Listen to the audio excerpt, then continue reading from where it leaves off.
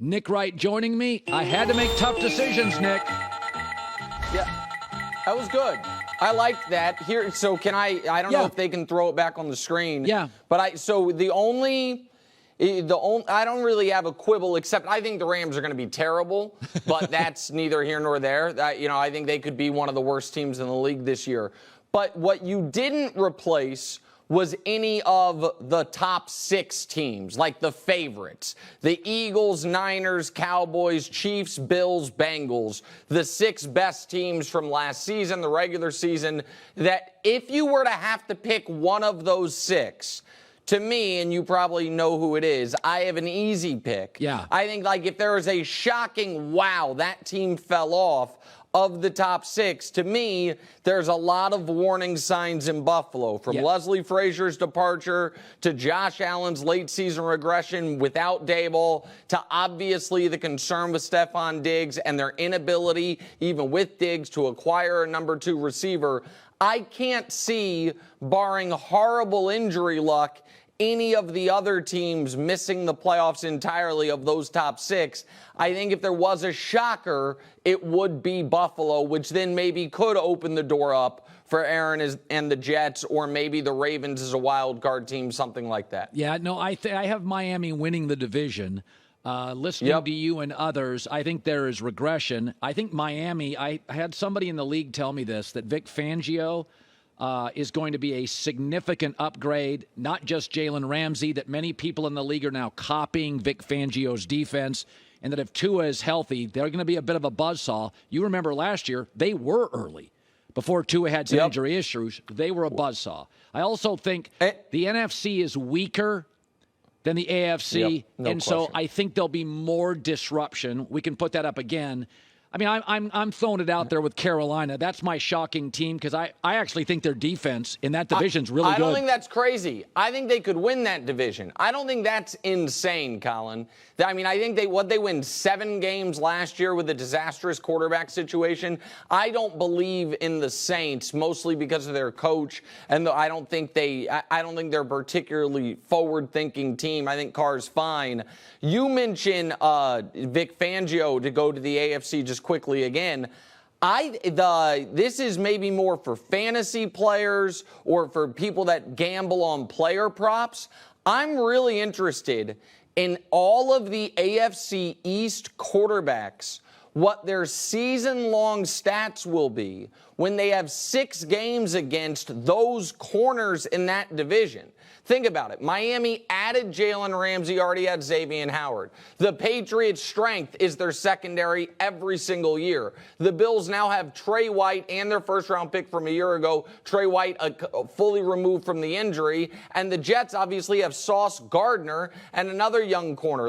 You might have the best 4 of the best 7 secondaries in the NFL might be the 4 AFC East teams. So I'm really fascinated into, with all those quarterbacks plus Mac Jones in that division, how much success they actually have when you're going in those interdivisional games. So I think that's one of the things to watch. Let's pivot. I'll get to Dame in a second. I said yesterday I thought the Lakers, it was GM 101ing to move off Westbrook to retain Rui and Reeves.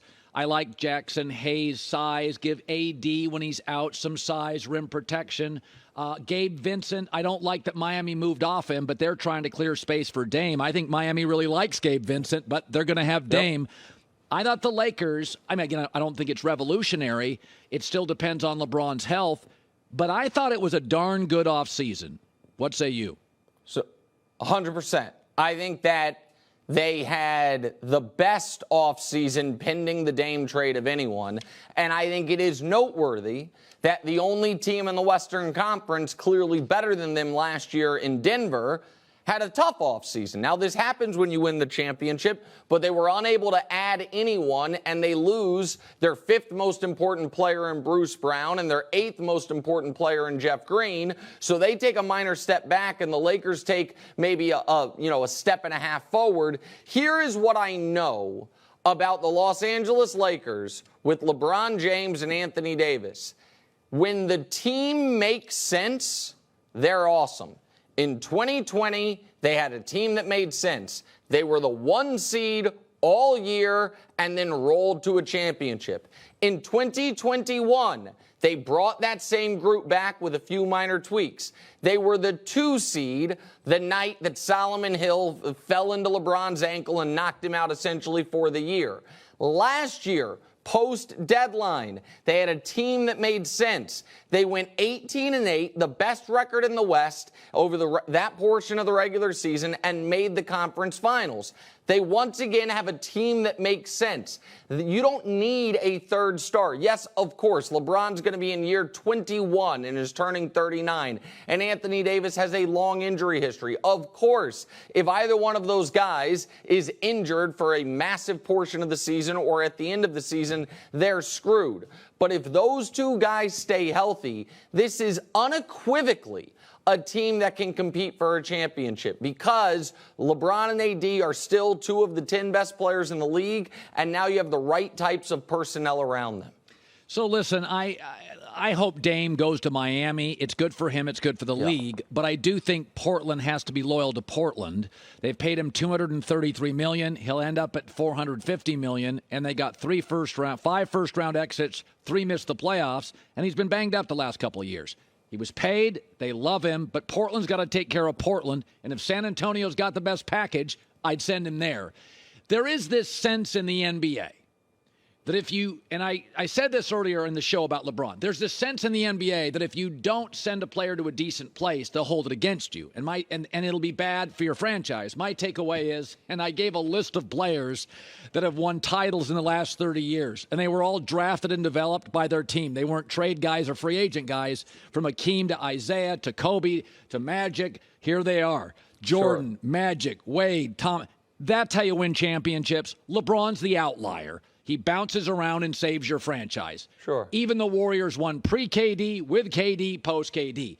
I don't think Portland owes Dame anything, although I do think they'd like to send him to the other conference. But where do you fall on, hey, well, you got to take care of the player. My thing is, come on, guys, you paid him $450 million potentially. So what I think teams should do or shouldn't do is less relevant to what teams actually do. And they send guys exactly where they want to go. Dwight Howard, where'd he want to end up when he was leaving Orlando? The Lakers. Where'd he end up? The Lakers. Carmelo Anthony wanted to be a Knick. Where did he end up? The Knicks. Anthony Davis wanted to be a Laker. He ended up a Laker. James Harden quit on his team, wanted to be a Net or a Sixer. He quit on the other team and got to be on both of those teams. Kevin Durant demanded a trade, demanded the coach be fired, demanded the GM be fired, then laid down his sword, and then 3 months later demanded a trade again, and they didn't even hold an auction. They were like, it's Phoenix, no problem. Bradley Beal says, well, my agent's kid runs the Suns. I'd like to go there, and I have a no trade. He got there. Everybody gets to go where they want to go. That is the history of this league. We can argue it should change. They shouldn't do it. Put your foot down. You make that argument till you're blue in the face. Superstars like Damian Lillard, who are essentially the tenured professors of the NBA, guys who have been somewhere long enough and built up enough equity, they simply don't get screwed. Oddly enough, Colin, the only time guys get screwed is when they don't demand the trade. Blake Griffin never wanted to be traded and then got shipped to Detroit. He was trying to start a comedy career in Los Angeles, signs a new contract. They're like, nope, Detroit. Donovan Mitchell, even after the Rudy Gobert trade, did not demand a trade, and they traded him to Cleveland. Now, that didn't screw him, but he obviously, it would appear, preferred New York. When the players take it on themselves to put their foot down and demand a trade, they almost always get what they want. And in large part, that is also because there is a there's a chilling effect on the market. If you're Boston, are you offering Jaylen Brown when Damian Lillard is making it known to anyone and everyone seemingly through, friends of his or people that he talks to in the media, he does not want to be there? Do you want to sign up for, one of the faces of your franchise not wanting to be there? Typically not. So, yeah, I think this ends in Miami, and for 3 weeks I've been saying I think this ends in Miami. It might take some time, but I think that's where it ends. I said earlier, NBA and NFL coaches, the legends, Red Auerbach, Don Shula, Belichick, Walsh, Phil Jackson, usually somewhere in their 40s or their coaching prime, they land a legend, Popovich, Duncan. And at that point, they become legends, and then 60, 70, maybe they get old. Andy Reid's different. He was really good, but didn't get Mahomes until year 19. Belichick got Brady in year 6. And I believe if Andy, health permitting, coaches 6 more years, 6, and wins 2 titles, though he won't have as many as Bill, his you're coaching, speaking my language now. Coaching tree will be better. Not tied to one player, progressive, where the league is headed, that we will look at Andy and go, he was the better coach. He won 60% of his games pre-Mahomes. And Andy just didn't get his guy, unlike the Shulas, Popovich's, Belichick. He didn't get him until year 19.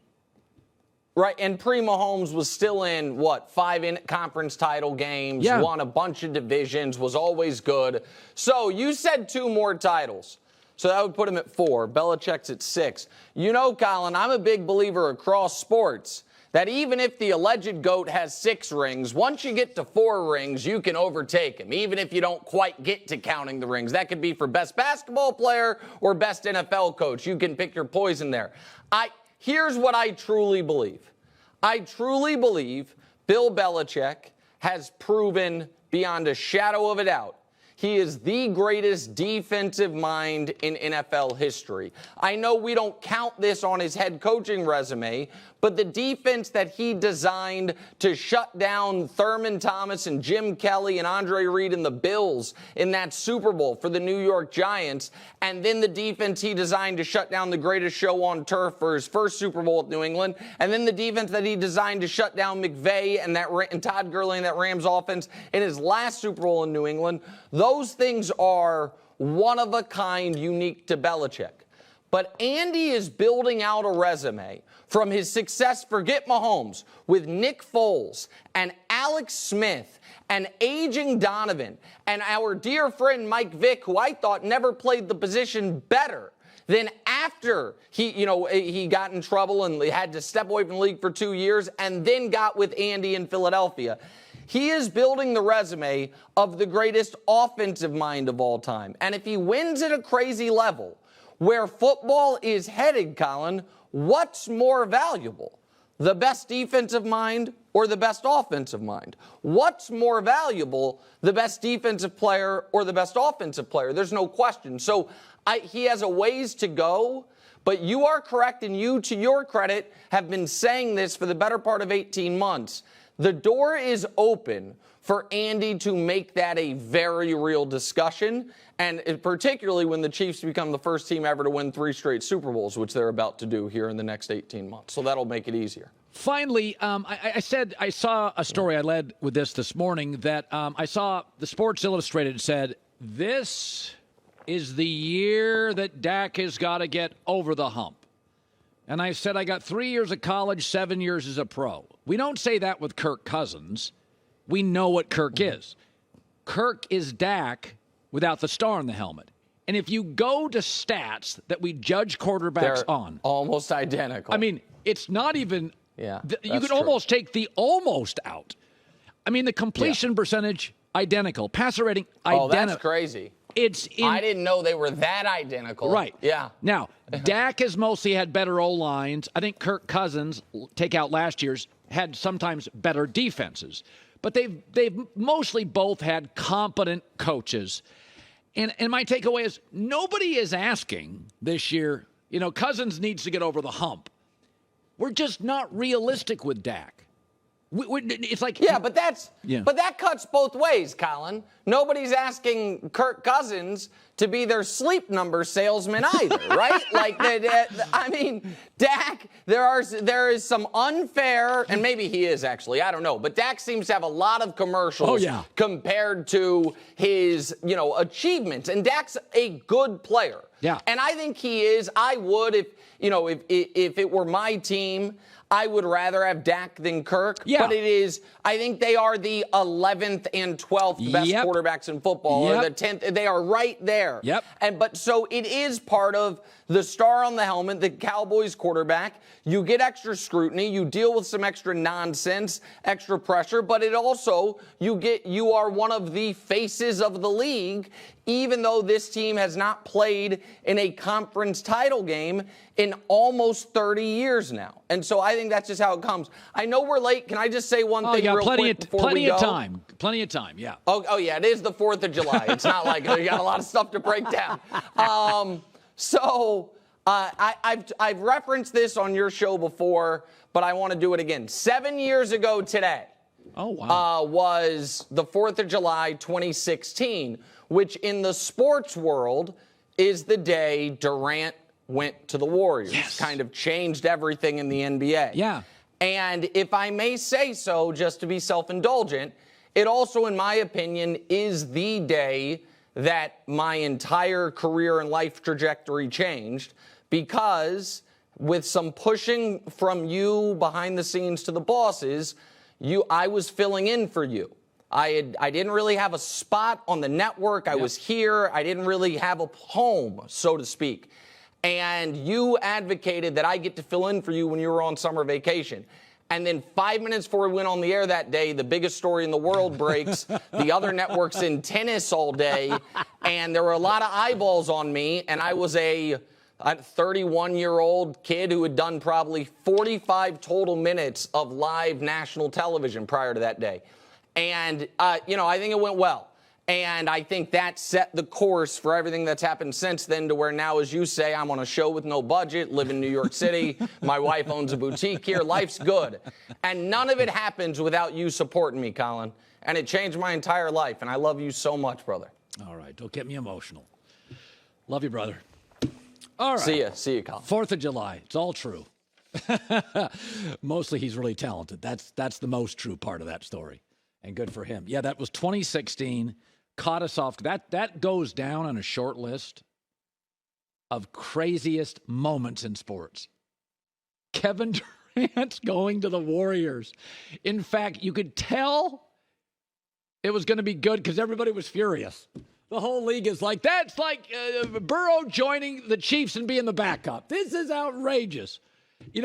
But my takeaway was there's only one basketball. This is going to be crazy. It's going to be like an Olympic team. That's wrong. Hi, everybody. Thanks for watching. Subscribe here to get the latest from the show. Also, be sure to check out more of the best clips from The Herd, or go watch a few segments from other shows on FS1.